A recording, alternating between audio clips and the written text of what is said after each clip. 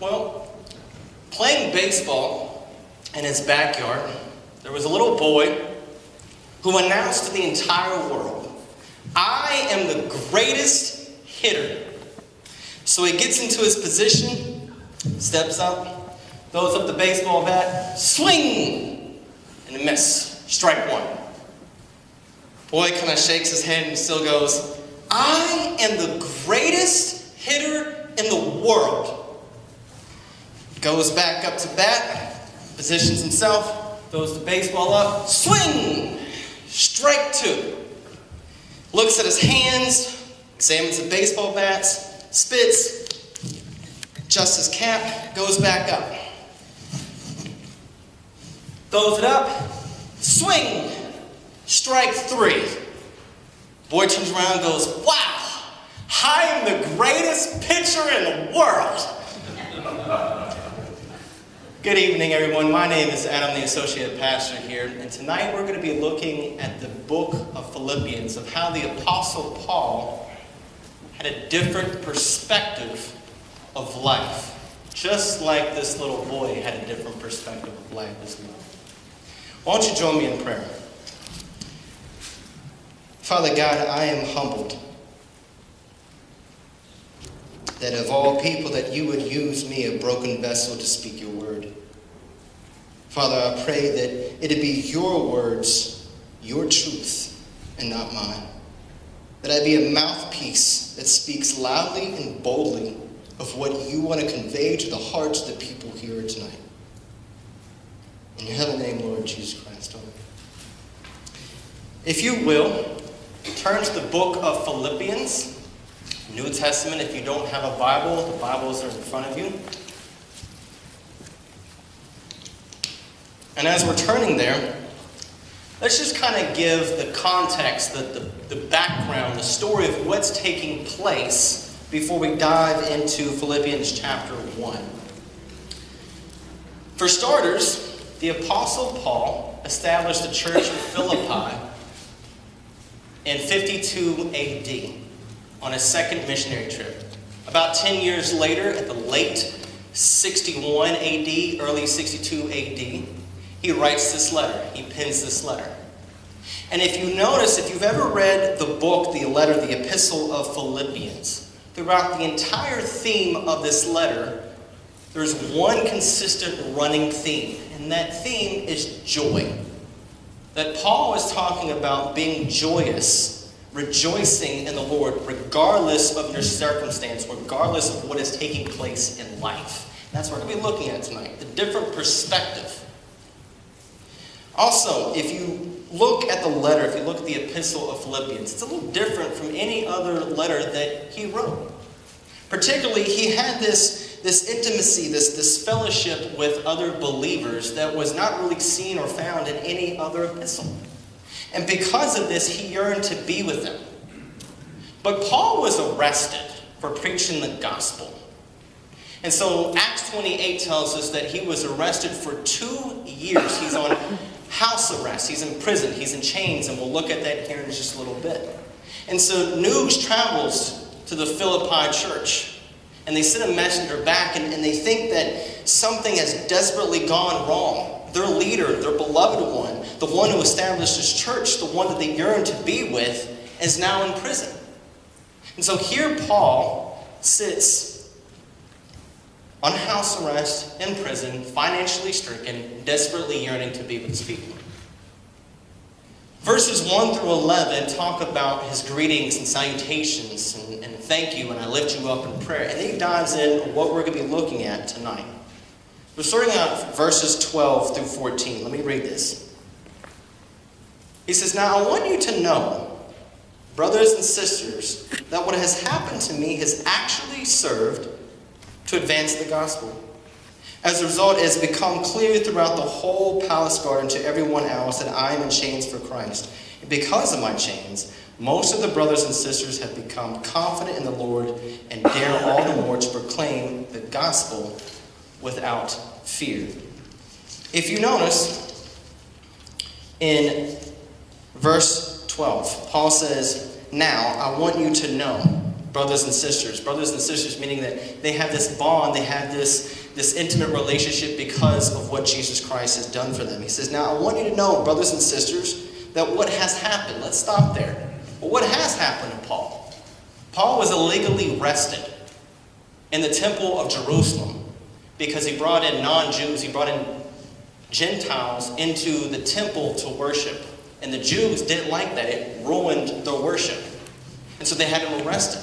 The Romans didn't like him either because they thought he was an Egyptian renegade on a most wanted list. And so here Paul is arrested. He's on house arrest for 2 years in Caesarea, waiting trial. Because he's a Roman citizen, Paul wants to have a fair trial in front of Caesar. All right, cool. We'll grant you that. They put him on a boat. You can read later on in Acts of what happened in the boat. Almost died. Everybody on the boat almost died. But they were shipwrecked. Landed on an island of Malta. For 3 months he was there. Then, and only then, he finally reached the destination point of Rome. Okay? So it's an understatement to say that everything that Paul has gone through, all his struggles, all his turmoil, that's an understatement that he's just gone through some struggles. So you have everything that has taken place in his life. Now, the man whose dream job was to go to Rome to preach the gospel, to disciple, to raise up disciples, to build churches, is now on home and on house arrest, in prison, shackled in chains, desperately yearning to be with the Philippians, and is financially stricken. You know, about a year ago, I had this conversation with a gentleman in a restaurant. And this man wanted to be a state trooper so bad. And he started asking these questions to me like, you know, I'm faithful, I'm obedient. Why would God not put me in this position? And he started asking the why questions. Tonight, I think many of us are like the individual I was talking with, Steve. A lot of us in our life, we ask the why. Why God? Why this? Why that? Why so forth? May I challenge you tonight, like I challenged Steve a year ago, to recalibrate your thinking. Because we grow up with asking the why. Instead of asking the why, ask the what. I asked Steve, I said, hey, why don't you ask the what question? What, God, can I do in this situation? What, God, do you want me to do? What do you want me to learn in this situation? What, God, can I do to please you? As he looking from that perspective, Steve started to realize that he is the only Christian guard in the prison. The inmates are being mistreated. The other guards start to see how his life and how his actions are lived out because Steve started seeing things from God's perspective. Now we come back, and it doesn't say it, but Paul could have asked the question, why, God? I've been faithful to you. Why didn't you just let me preach the gospel voluntarily and openly? Why do I have to be here in prison? But let's look at the other half. It says, now I want you to know, brothers and sisters, that what has happened to me has, what? It has actually served to advance the gospel. Paul answers the what. To actually serve to advance the gospel. If you're taking notes tonight, circle that word advance. Because that word advance is a military term. It means to go forth. It means pioneer advancement, making progress, moving forward. It's a military term used by the Romans. And what that meant is they sent army engineers ahead of them to go to a geographical location and scout the land. If there was any obstacles in their way, they would come back and tell the commander and say, these are the obstacles in our way. What they would do is they would plow right on through those obstacles. So it's interesting that Paul pens this very military word. He's basically saying, you want to put me in prison? You want to beat me? You want to persecute me? It doesn't matter. The gospel is advancing. It's going forth regardless of what you do or what you say. It's going forth. And so we know that. How is it going forth? How is it advancing? Well, Paul pens his next verse. That's how we know. It says, as a result, it has become clear throughout the whole palace guard and to everyone else that I am in chains for Christ. Look at that verse. The very word palace guard, again, if you were taking notes, circle that word. Palace guard is Caesar's household. That is the Roman term for the praetorium. It is a huge, huge, huge complex that would have housed Paul in his own private house. This is the same complex that also houses the commander of the Roman army. This is the same complex that houses the Roman officials. And in essence, the bigwigs, the top dogs of the Roman Empire would have been in this household. Paul would have never had the opportunity to preach the gospel he did if he wouldn't have put on house arrest. Now, what's interesting is there are three types of groups of people that got reached the providence of the Roman Empire because of Caesar's household, because of the praetorium, because of the palace guard. One of those we look in verse 14, which is Christians. But the other two, I want to take just a second to look at that. Verse 13, it says, as a result, it has become clear throughout the whole palace guard. Let's stop there. In the palace guard, there would have been the elite guards and the Roman officials. Elite guards. Okay? I want you to think about this. Paul was chained to a Roman guard 24 hours a day. They rotated shifts every 4 to 6 hours. That means it's a different Roman guard, 4 to 6 different guards every single day for 2 years. Do you understand what I'm saying? Paul, because he was on house arrest, had the opportunity to preach the gospel non-stop to a Roman guard every single day. 4 to 6 hours, 4 to 6 different guards every single day for 2 years. These guards would have seen Paul praying without ceasing. They would have heard, they would have seen Paul write the letters to other Christians. They would have seen him live out his faith. Paul is seeing from a different perspective. Let's talk about the officials.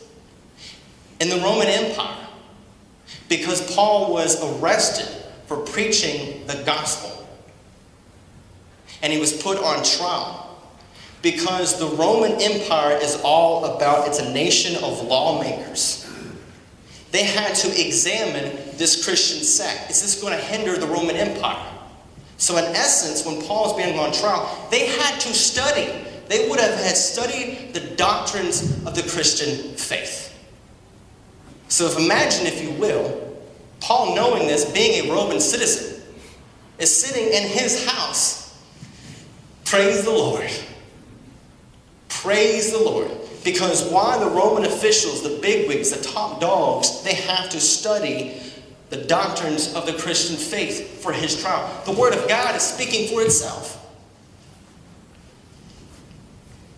So, in all honesty, really the question is, who's in chains?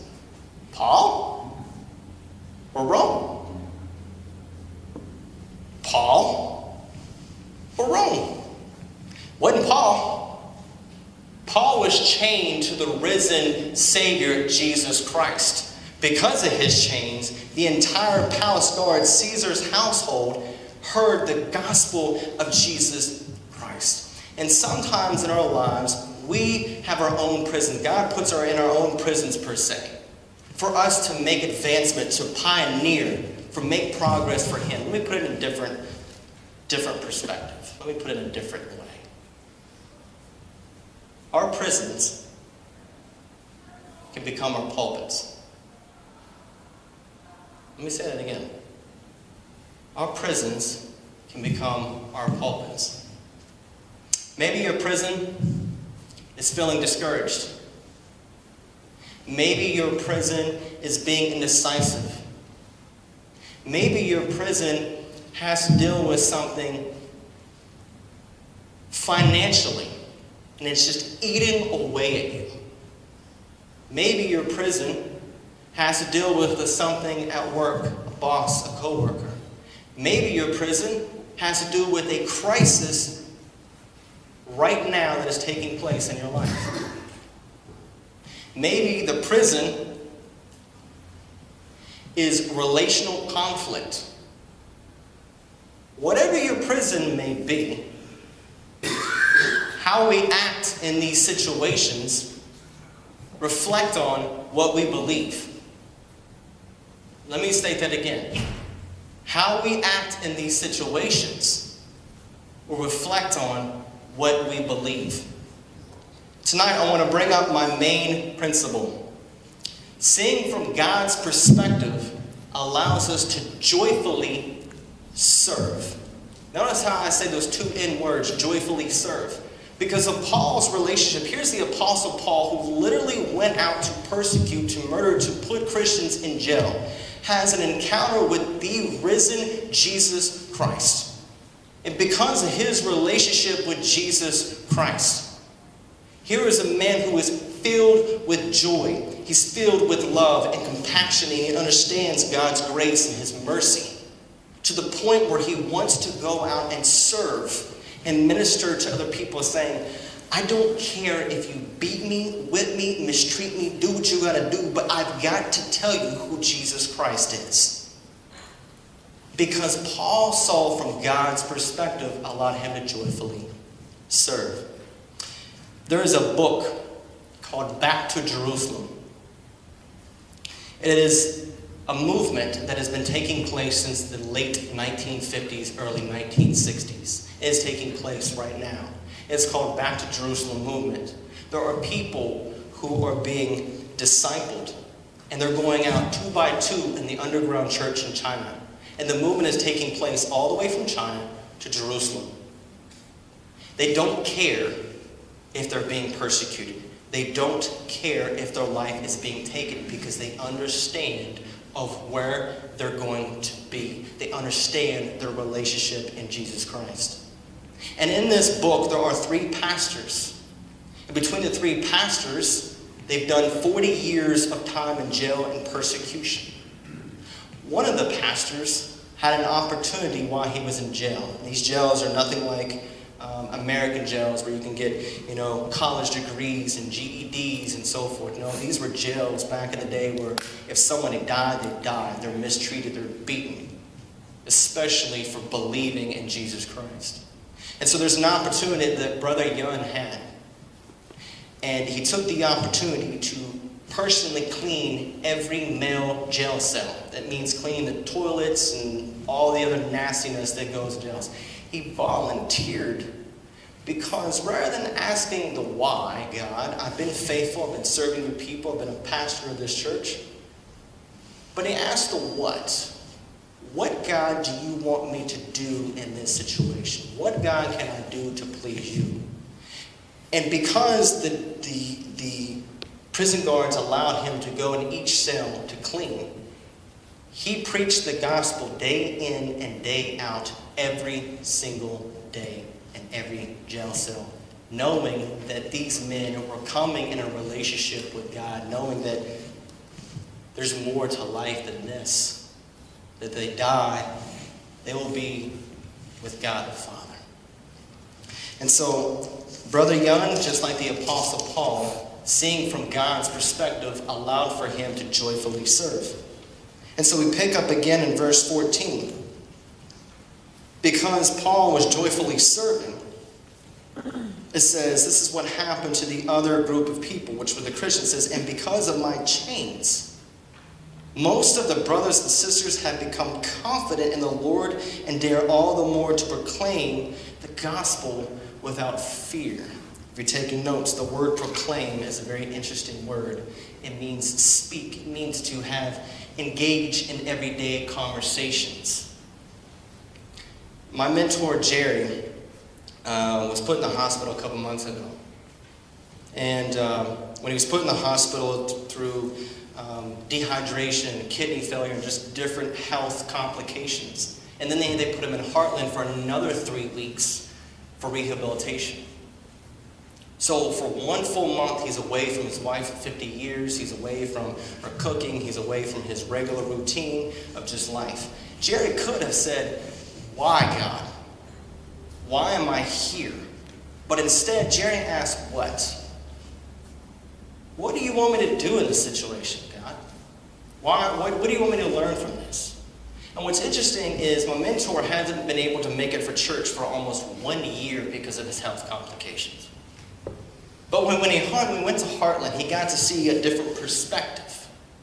He got to fellowship with other believers every day, multiple times a day. Jerry proclaimed, he spoke, had everyday conversations with doctors and nurses about Jesus Christ. People were encouraged by his words. People were praying for him. People were encouraging him. All because Jerry asked the what. Seeing from God's perspective allows us to joyfully serve. And that brings me to verse 21, all the way up to 15 through 18. There's been bickering back and forth of this person says this, person says that, and Paul says, but what does it matter? The important thing is that in every way, whether from false motives or true, Christ is preached, and because of this, I rejoice. And he's waiting trial. And you look at verse 21, and this is one of the most bizarre, one of the most profound truths that it's pinned. And listen to this. The Apostle Paul, the man who is on house arrest, who is chained down, who yearns to be with other people, who's financially stricken, pretty much you could say he is at the bottom of the barrel, pins this. For to me, to live is Christ, and to die is gain. So he's waiting trial. And Paul's going to preach the gospel regardless of where he's at, who he's in front of. He's on trial. And we know at this point, but Paul doesn't. He's on house arrest for 2 years waiting. Am I going to die? Or are they going to let me go? We know they'll let him go. 2 years he has a release after this. He doesn't know that. My point is this, that Paul was bold because he understands, seeing from God's perspective, the bigger picture of why he is there. See, they couldn't hurt Paul. It didn't matter. Paul, honestly, because he had this relationship, because he had this fellowship with Jesus Christ, it really didn't matter.